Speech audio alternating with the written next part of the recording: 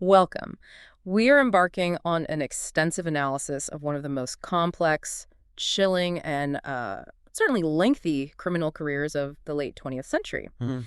We're looking at the life and the sheer breadth of crimes committed by Sante A Kimes. fascinating and deeply disturbing figure. Absolutely. She was a woman known by multiple aliases, frequently impersonated celebrities, and she leveraged every tool of manipulation possible, earning that chilling moniker, the Dragon Lady. That name, while certainly evocative, it only begins to capture the scale of her operation. We are sifting through a substantial archive of sources today, and they detail a crime spree that was truly decades in the making. Decades. It incorporated almost every illegal activity you can imagine. We're talking massive financial fraud, serial arson, robbery. And then it gets even darker. Explicit convictions for slavery, and ultimately multiple counts of calculated murder. So our mission in this exploration is to really structure this wildly complicated history for you. Exactly. We need to move beyond just listing the horrific acts and instead pinpoint her core criminal methodologies. Specifically, how her innate need for psychological control drove this gradual, horrifying descent into absolute violence. It's the sheer volume and the diversity of her criminal activity that is just so astounding. Sante Kimes, born Sante Louis Singers in 1934, she essentially turned crime into her sole profession. Right. The core tension we extract from the sources is seeing how one individual could so successfully leverage charm, forgery, and just relentless intimidation to fleece people for years. And create this path of destruction. A path of destruction that culminated in the brutal deaths of several individuals who simply stood in the way of her schemes. And this path didn't end quietly. It culminated with her arrest in 1998, along with her son, Kenneth Kimes Jr., for the disappearance and murder of the socialite Irene Silverman in New York City. And when they went to trial, the evidence was so layered, so extensive, that the source material clearly documents their conviction on an almost unbelievable 118 charges. It's an incredible number. When you hear that 118 convictions ranging across everything from grand larceny, illegal weapons possession, conspiracy, eavesdropping, and murder, it just speaks to a life entirely pathologically dedicated to criminal enterprise. So to establish the subject clearly for everyone, Sante Kimes was an American multiple murderer, a con artist, and a slaver. Her criminal career was supported first throughout her marriage to Kenneth Kimes Sr., a millionaire, but the most violent acts were later, terrifyingly, executed in partnership with the one person she controlled most completely, her son, Kenneth Jr. Yes, and the complexity of this narrative, it really requires us to go right back to her origins. The source materials offer these glimpses into her foundational psychology, which I think helps us understand how she later managed to maintain such absolute power over others. Okay, let's unpack this history. We need to look at the foundations of the Dragon Lady, examining her early life, the psychological red flags that were apparent in childhood, and how her very particular brand of deceit, which involved fabricating reality, began to take shape. Well, if we look at the documents regarding her identity, we see she was born in Oklahoma City in 1934 to Prama Mahendra Doc Singers, who was an herbalist, and Mary Gertrude Van Horn. And the record immediately flags a core characteristic of Sante Kimes that would persist her entire life. Fabrication. Exactly, a compulsive, strategic liar about her own past. Yes, she was building a fake foundation before her actual criminal career even started. She would later claim that her father abandoned the family when she was 3 and that her mother had to turn to prostitution to survive. It's a classic, dramatic, and, a completely invented rags to riches story. Or in her case, a rags to manipulator story. Right. But the reality, according to the records, is straightforward. Right. Her father died from heart disease when she was 5 years old. 5. This early, consistent propensity for crafting these dramatic, misleading backstories, it shows us that manipulation and control were fundamental aspects of her personality. The truth was never sufficient. She needed a narrative that gave her importance and maybe justified her later actions. And the stories from her childhood they're deeply disturbing. They strongly hint at the violence to come. Her younger sister, Retha, provided some truly chilling anecdotes that illustrate an early enjoyment of control through physical pain. There's mention of an incestuous relationship with her brother Carl, which speaks to a highly dysfunctional family structure, but the cruelty towards Retha is particularly telling. It's the sheer sadism we have to note. Retha documented Sante holding lit matches underneath her fingers, against her will. It's a deliberate act of physical intimidation and torture. And what's also highlighted is the early evidence of deliberate cruelty towards animals. The sources detail her tying up goats and dogs on the family farm and using hat pins to mutilate and torture them. That is extremely difficult to hear, but it is essential context. Absolutely. These are massive psychological red flags. This is not just typical childhood mischief. It signals a profound lack of empathy, an enjoyment of seeing others suffer, and an absolute fixation on having dominance over a vulnerable subject. And that fixation is the driving force behind the violence that came decades later. That behavior pattern subjugation, it was already fixed by the time she moved to Los Angeles, allegedly adopted by Edwin and Mary Chambers. She graduated from Carson High School in Nevada in 1952. And even there, she was known simply as a bully who belittled and intimidated younger students. The pattern of subjugating others, whether they were animals, her sister, or her school peers, it was established early and only grew in complexity as she aged. which brings us directly to the evolution of her adult criminal modus operandi, specifically how she weaponized financial instruments and destruction through arson. She married Edward Walker, a general contractor, in 1957. They had one son, Kent Walker. It was during this marriage that we see the first documented crime that served as a blueprint for decades of financial schemes. We're talking about the 1960 act of arson. Sante deliberately set fire to a house Walker had built. Right. And it wasn't about destroying the property randomly. It was specifically designed to fraudulently collect insurance money. She targeted only the kitchen and received US $10,000. To contextualize that for you, that is equivalent to collecting over $106,000 in today's currency. Wow, that's a highly successful payout for a partially burned kitchen. This illustrates a key point. Arson wasn't a crime of passion or random destruction for her. It was a highly calibrated financial instrument. And it became routine. The source material notes that over the course of her marriage to Walker, dozens of houses he had supervised mysteriously burned down. Arson was her highly reliable foundation for generating cash. After successfully using arson as a financial tool for years, Sante's ambition clearly grew. The sources indicate she actively sought a partner who could provide a much larger platform for her crimes. She met motel tycoon Kenneth Kimes Jr. in 1971, specifically after reading about his recent divorce, a calculated move to find a wealthy mark. They married in 1981. And Kenneth Sr. was 17 years her senior and possessed an estimated net worth of approximately $20 million. Which translates to about $118 million today. So this marriage significantly ramped up her opportunities. She was no longer just burning houses for tens of thousands. She was moving into the realm of multi-million-dollar scams. And their son, Kenneth Kimes Jr., was born in 1975, placing him right in the middle of this escalating criminal world from a very young age. Her signature cons were always based on elaborate fraud, forgery, and theatrical impersonation. She spent her entire adult life fleecing people. But what is truly indicative of her style is the sheer brazenness of her social cons. Oh, absolutely. She frequently impersonated Elizabeth Taylor, whom she slightly resembled, and often introduced Kenneth Sr. as a high-ranking ambassador. And that ploy was so effective, so audacious, that it gained the couple access to a White House reception during the Ford administration. That's right. She used deception not just for money, but to gain access and status. This shows that the motive extended beyond pure money. It was about the thrill of achieving something illicitly and inserting herself into high-status environments through pure fabrication. But here is where the story takes a disturbing turn beyond mere financial deceit. Yes. Illustrating that fundamental need for absolute dominance we saw in her childhood, we have to address the shocking reality of her slavery convictions. This is a crucial point in analyzing her pathology. The sources make it clear. Sante Kimes committed acts of fraud and exploitation that were not financially necessary. Like the enslavement of maids. Exactly. When she could easily have afforded to pay them legally and fairly. So the motive was not survival. It was entirely domination, which speaks to her psychological profile. Her method of control was meticulous and deeply exploitative, targeting the most vulnerable. She specifically looked for young, often homeless, undocumented immigrants, offering them housing and employment. And once they were dependent and isolated. She kept them as virtual prisoners. And the mechanism she used to enforce her control was horrific and highly effective. She threatened to report them to immigration authorities if they did not obey her every order, including physical demands and theft. So this threat created a situation of total psychological and physical control, leveraging the victim's desperation and precarious legal status. It did. What's equally notable is the financial fallout these legal battles caused.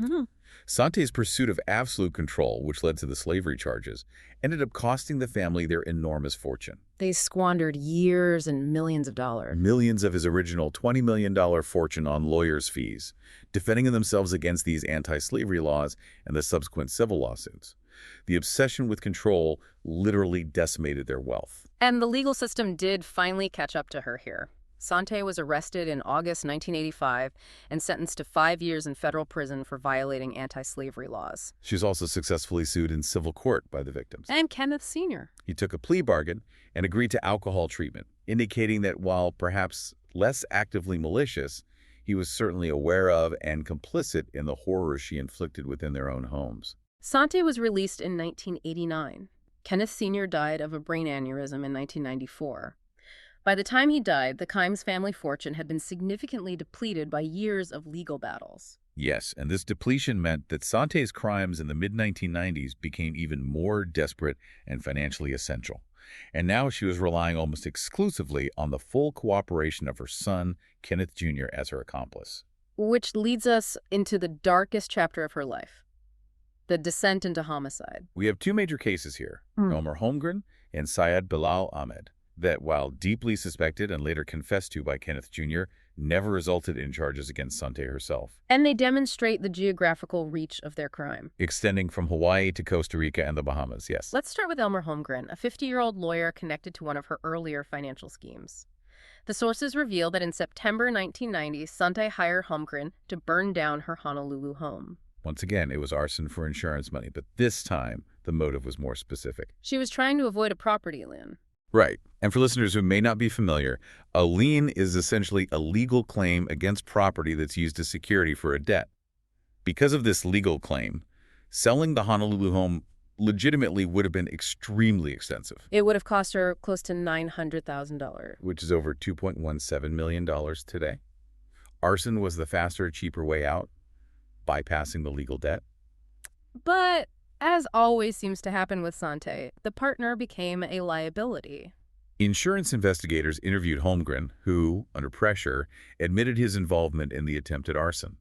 This made him a witness who needed to be silenced before the authorities could definitively link Sante to the fraud. Her initial reaction was pure destruction to eliminate evidence. On October 24, she burned down Holmgren's office because he possessed incriminating legal documents related to the case.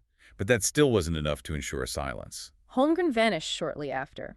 He told his family he was taking a trip to Costa Rica with the Kimeses on August 1991 and was never seen again. And this is where Kenneth Jr.'s confession becomes the crucial source of information. In November 2000, he admitted that his mother told him she had killed Holmgren. The alleged method Sante used was chilling in its brutality and intimacy. Hitting him in the head with a hammer while she was riding in the back seat and he was in the front passenger seat of a car. The fact that this confession came years later and the victim's body was never found, it really highlights the difficulty in securing a murder conviction in this specific case. Even with the details from Kenneth Jr. Right. No charges were ultimately brought against Sante for Holmgren's death. The second uncharged case is Syed Bilal Ahmed in the Bahamas in 1996. This victim was a 46-year-old banker who was in charge of Sante's offshore bank accounts in Nassau. And given the depletion of the Kimes fortune, this murder appears motivated purely by the need to control or liquidate assets without the banker's cooperation or permission. Kenneth Jr. confessed they acted together here as well. They drugged Ahmed, drowned him in a bathtub in the Bahamas, and then dumped his body offshore on September 4th, 1996. And Bahamian authorities suspected them at the time. They did. But similar to the Holmgren case, a lack of direct physical evidence and the complexities of international jurisdiction meant no charges were ever filed. Sante, consistent with her manipulative personality, staunchly denied any involvement in or knowledge of either of these homicides. And her consistent defense, even years later, was that Kenneth Jr. only confessed to them solely to avoid the death penalty for himself and her later on, trying to paint him as the sole unreliable source. This establishes a clear pattern. Suspected, often brutal violence, backed up by her son's testimony, but not yet legally proven. Exactly. However, the financial pressure and the need to maintain their lifestyle drove them to commit the crimes that finally caught up to them, the two murders that resulted in definitive convictions. David Kasdan and Irene Silverman. Okay, let's start with David Kasdan, age 63, in Los Angeles. The financial setup here was a classic example of Sante Kimes' deceit using prior relationships. In the 1970s, Kasdan had allowed Sante to use his name on the deed of a Las Vegas home she and Kenneth Sr. actually occupied. A seemingly minor favor decades earlier. But it gave Sante the perfect tool for massive fraud in the late 1990s. With her fortune dwindling, Sante later forged Kasdan's signature on a loan application for $280,000, using the Las Vegas house as collateral. And that loan amount is equivalent to over $500,000 today. Specifically $540,000, yes. Kasdan only discovered the forgery when he received a letter directly from the bank alerting him to this massive loan taken out against property bearing his name. And when he immediately threatened to expose Sante, his fate was sealed. The motive for murder was, again, purely to silence a financial witness who held the key to her elaborate scheme and could dismantle the fraudulent loan. And Sante, according to Kenneth Jr.'s later testimony, ordered her son to kill him. On March 9, 1998, Kenneth Jr. murdered Kasdan in his Los Angeles home by shooting him in the back of the head. The source material details that the subsequent cleanup involved an accomplice, who later testified that all three participated in disposing of the evidence. Kasdan's body was found in a dumpster near LAX. And their attempt to conceal evidence was thorough. It was.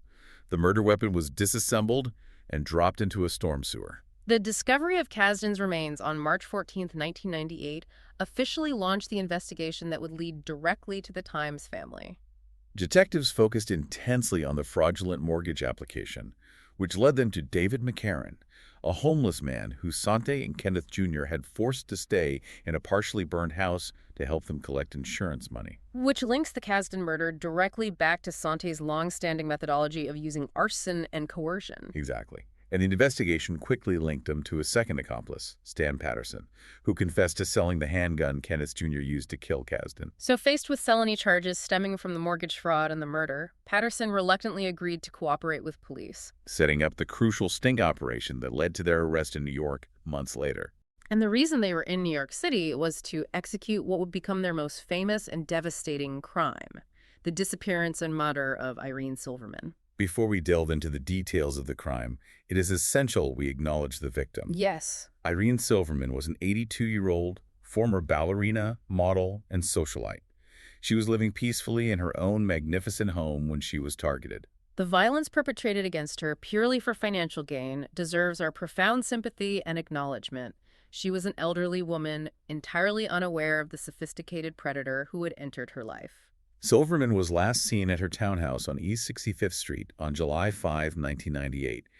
Kenneth Jr. had already established a presence there, moving into one of her rental apartments the previous month using an alias. And the financial target was immense, highlighting Sante's high-stakes ambition in the late 90s. The ultimate goal was for Sante to assume Silverman's identity and appropriate ownership of her mansion, which was valued at $7.7 million.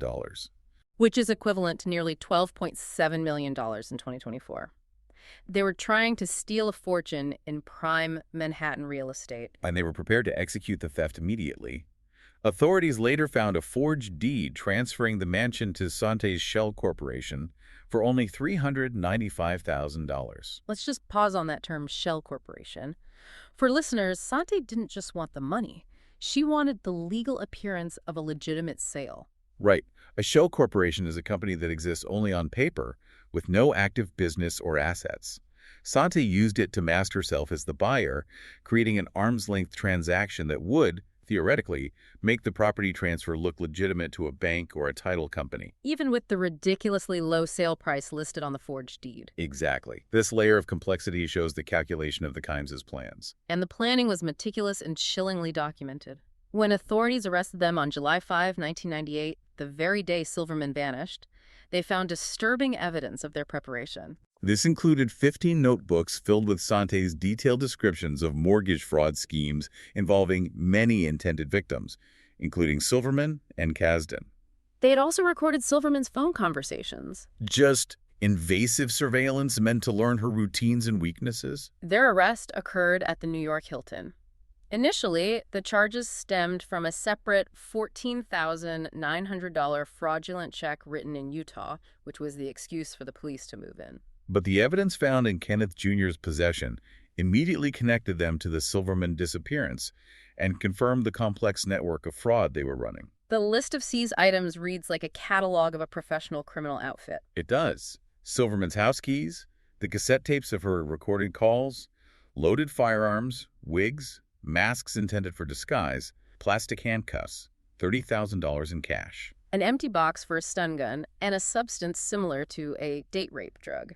They were equipped for kidnapping, coercion, and complete identity takeover. And, critically, they found that forged deed intended to transfer ownership of Silverman's multi-million-dollar mansion to Sante's shell corporation.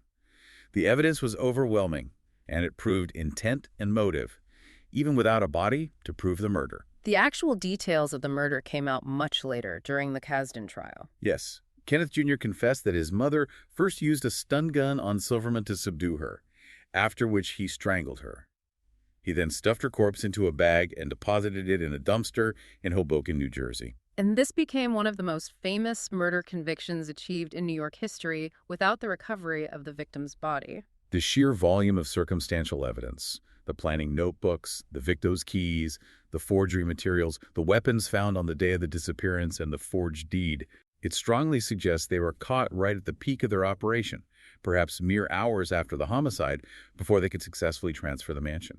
The New York Silverman trial, which took place in 2000, was a landmark case precisely because no body was recovered. Yet the evidence recovered from their car supported the prosecution's narrative, establishing context not just for the Silverman murder, but also providing crucial background for the later Kasdan prosecution in California. The prosecution focused on motive and planning. They successfully argued that the only reason a person would possess an elderly woman's keys, a forged deed to her property, and detailed notes on how to kill and dispose of a body was because they had already committed the murder. The strength of the circumstantial evidence against both Sante and Kenneth Jr. was just undeniable. The jury agreed, voting unanimously on their first poll to convict both Sante and Kenneth Jr. of murder, plus those 117 other charges, including robbery, conspiracy, forgery, and eavesdropping. Sante's behavior during the trial itself was erratic and symptomatic of her narcissism. She chose not to take the stand in her own defense. And this decision came only after the judge ruled that prosecutors would be allowed to question her about her extensive criminal history. Specifically, her previous convictions, including the time she served for slavery. She clearly feared the jury hearing the full extent of her criminal past, especially the slavery charges, which would cement her image as a sociopathic manipulator. And her attempts to manipulate the process continued outside the witness box. The judge was forced to take the highly unusual step of ordering Sante not to speak to the media. This occurred after she passed a note to a New York Times reporter in court, attempting to influence the narrative. The judge responded decisively, explicitly threatening to handcuff her during future court appearances if she persisted, and restricting her telephone access only to her lawyers. This was a direct judicial acknowledgement that Sante Kimes was not merely a defendant, but an active, ongoing threat to the integrity of the judicial process. She was unable to start manipulating her environment. Right.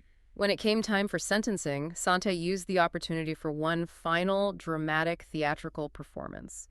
She delivered a prolonged, rambling statement, blaming the authorities and her own lawyers for framing her and her son. She reached for historical parallels, comparing their trial to the Salem witch trials, and accusing the prosecutors of murdering the Constitution. The judge's response was definitive and cutting, reflecting the extensive documentation of Sante's pathology presented during the trial. After ordering her to be silent, he publicly called Sante a sociopath and a degenerate. He labeled Kenneth Jr. a remorseless predator, who was nonetheless a dupe of his mother. And they received maximum sentences, 120 years for Sante and 124 years for Kenneth Jr., amounting to effective life imprisonment for both. But their legal troubles weren't over, as they still faced the death penalty in California for the murder of David Kasdan. This looming threat led directly to a dramatic and desperate incident in October 2000, while Kenneth Jr. was imprisoned awaiting extradition. Yes, the shocking prison hostage situation. While conducting a prison interview, Kenneth Jr. held Court TV reporter Maria Zone hostage for 4 hours. And he was pressing a ballpoint pen, a horrifyingly mundane weapon, to her throat. His singular desperate demand was that his mother not be extradited to California, where she faced the death penalty. This act, committed while facing a life sentence, speaks volumes about the complete psychological control Sante maintained over her adult son. He risked further punishment, even death, solely to protect his mother. Thankfully, negotiators managed to create a diversion, allowing Zone to break free when Kenneth Jr. momentarily removed the pen from her throat, and he was quickly apprehended.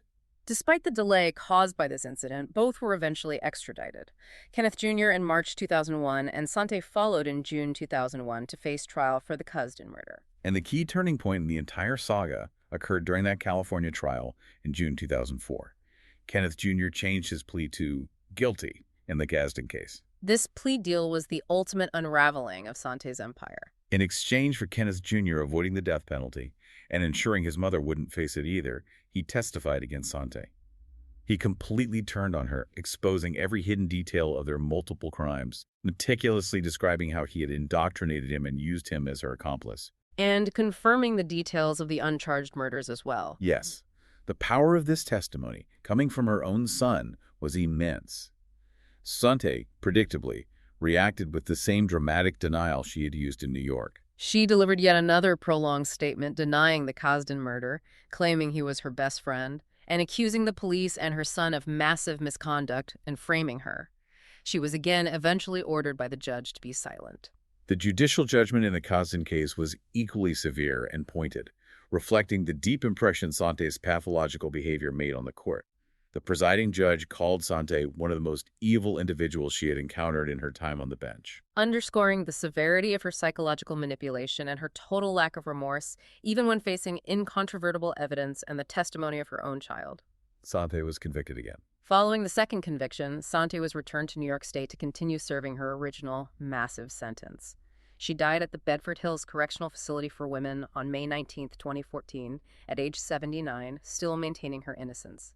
And Kenneth Jr. is currently serving his decades-long sentence at Richard J. Donovan Correctional Facility in California, forever linked to the intricate and violent criminal enterprise she created and the one he ultimately helped dismantle. This analysis of the source material detailing Sante Kimes' criminal life gives us a stark view of a truly serial criminal whose methods evolved from low-level fraud into calculated murder driven by a relentless need for financial gain and, more importantly, total control. Right. Let's review the critical knowledge points we've covered. The chronology is essential to understanding the evolution of her pathology. We first saw her criminal foundation built on decades of relentless arson and financial fraud, showing her ability to monetize destruction. This was followed by the highly unusual and disturbing conviction for slavery, demonstrating that her innate need for total control superseded simple financial necessity. And that foundation of deceit and control eventually transitioned into serial murder. The highly suspected killings of Elmer Holmgren and Syed Bilal Ahmed, which were difficult to prosecute internationally, before culminating in the confirmed charged murders of David Kasdan and Irene Silverman. And central to finally confirming the facts of these incredibly complex crimes was the crucial role of Kenneth Jr.'s eventual testimony, which he exchanged for avoiding the death penalty. His testimony provided the final necessary details that tied Sante directly to the homicides and the psychological abuse that fueled them, allowing the courts to successfully prosecute even in the absence of a body, as in the Silverman case. We must reiterate the legal magnitude of this case, 118 charges, and the effectiveness of the prosecution, which managed to secure a murder conviction for Irene Silverman even without recovering her body. The evidence of detailed planning, forgery, and the sophisticated attempt to steal the multi-million-dollar mansion was comprehensive enough to prove guilt beyond a reasonable doubt, establishing a precedent for future no-body murder cases. This entire saga, which has also been adapted into various media, illustrates a master manipulator who utilized everything, from legal loopholes and show corporations to her own son and the vulnerabilities of her victims, as weapons to exert dominance over the world around her.